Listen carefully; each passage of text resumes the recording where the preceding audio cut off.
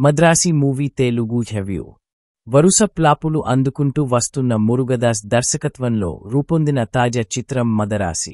శివకార్తికేయన్ హీరోగా, రుక్మిణి వసంత్ హీరోయిన్గా, బాలీవుడ్ నటుడు విద్యుత్ జంబాల్ విలన్గా నటించిన ఈ సినిమా ఎట్టకేలకు ఈ సినిమా సెప్టెంబర్ 5వ తేదీన ప్రేక్షకుల ముందుకొచ్చింది. మరి సినిమా ఎలా ఉంది, ప్రేక్షకులను ఎంతవరకు ఆకట్టుకుంది అనేది ఇప్పుడు రివ్యూలో చూద్దాం. కథ విషయానికొస్తే, చిన్నతనంలో కళ్ల ముందే తన కుటుంబం మొత్తాన్ని ఒక ప్రమాదంలో చనిపోవడం చూస్తాడు రఘు అలియాస్ శివకార్తికేయన్. దాంతో షాక్లోకి వెళ్ళిపోతాడు. దాంతో 14 ఏళ్ల వయసు నుంచే ఆయనకు డిల్యూషన్ సిండ్రోమ్ అనే వ్యాధి సోకుతుంది. 16 ఏళ్లపాటు మెంటల్ హాస్పిటల్లో ఉండి చికిత్స తీసుకుంటాడు. అప్పట్నుంచి ఎవరైనా సాయం కోసం చూస్తుంటే వాళ్లలో చనిపోయిన తన కుటుంబంలోని ఎవరో ఒకర్ని ఊహించుకుంటాడు. వాళ్లను కాపాడుతుంటాడు. అదే సమయంలో రఘు జీవితంలోకి వస్తుంది మాలతి. అతడి సమస్య తెలిసి కూడా ప్రేమిస్తుంది. అయితే కొన్ని కారణాల వల్ల వదిలేసి వెళ్ళిపోతుంది. దాంతో చనిపోవాలని నిర్ణయించుకుని సూసైడ్ అటెంప్ట్ చేసుకుంటాడు రఘు. అదే సమయంలో రఘు జీవితంలోకి వస్తాడు ఎన్ఐఏ అధికారి ప్రేమ్ కుమార్. తమిళనాడులోకి 5 కంటైనర్లు నిండా తుపాకులు అక్రమంగా తీసుకొస్తున్నారని సమాచారం రావడంతో ఎన్ఐఏ ఆఫీసర్ ప్రేమ్ కుమార్ ఒక సీక్రెట్ ఆపరేషన్ మొదలు పెడతాడు.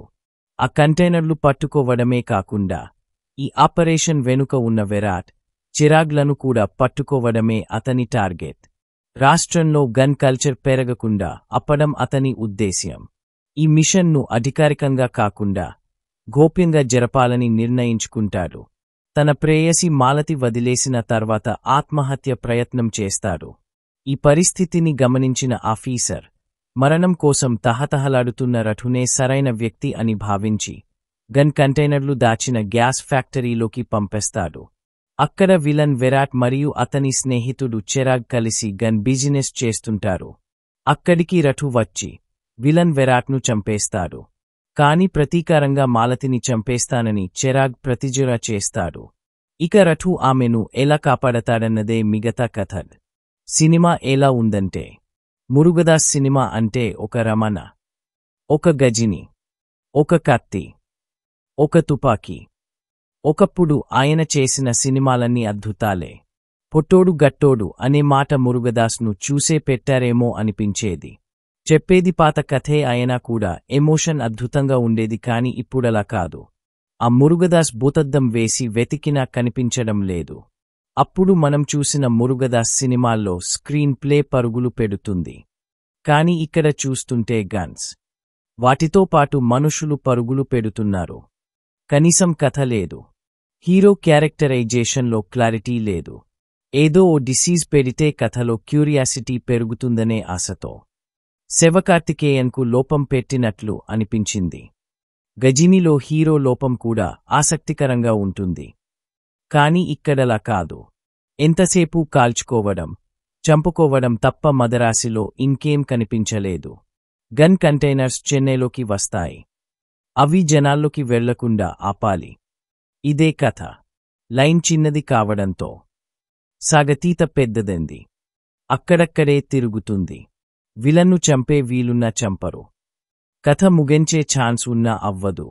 బబుల్గం సాగదీసినట్లు లాగడంలో ఆ సంతోషమేంటో అర్థం కాలేదు. నిర్మాతకు డబ్బు బడ్జెట్ లాస్ తప్ప క్లైమాక్స్ అయితే మరీ దారుణం. 5 నిమిషాల్లో అయిపోయే ఫైట్ను కాస్త 25 నిమిషాలు తీశాడు. బాహుబలిలో ప్రహాస్, రానాలా కొట్టుకుంటూనే ఉంటారు హీరో విలన్. ఎందుకంత వయోలెన్స్ అనేది అర్థం కాదు. ఒకప్పుడు కూడా మురుగదాస్ సినిమాల్లో వయోలెన్స్ ఉన్న ఎమోషన్ కూడా ఉండేది. మదరాసిలో అది ఏ కోసానా కనిపించదు. విద్యుత్ జమాల్ సీన్స్ కూడా చాలా ఓవర్గా అనిపిస్తాయి. ఓవరాల్గా మదరాసి ఏ మాత్రం ఆకట్టుకోకపోగా చిరాకు తెప్పేస్తుంది. అనిరుద్ధ్ సంగీతం అస్సలు ఆకట్టుకోలేదు. ప్రతి సినిమాకు హెల్ప్ అయ్యే ఆయన మ్యూజిక్ ఈసారి మాత్రం పూర్తిగా ముంచేసింది. ఒక్క పాట కూడా వినాలనిపించేలా లేదు. ఆర్ఆర్ కూడా అంతంత మాత్రమే. ఎడిటర్ అయితే మరీ దారుణం. కత్తెరకు పని చెప్పడమే మరిచిపోయాడు. శ్రీకర్ ప్రసాద్ లాంటి సీనియర్ ఎడిటర్ ఉన్న మురుగదాస్ ఇలాంటి ల్యాగ్ సీన్స్ ఎలా పెట్టాడో అర్థం కాలేదు.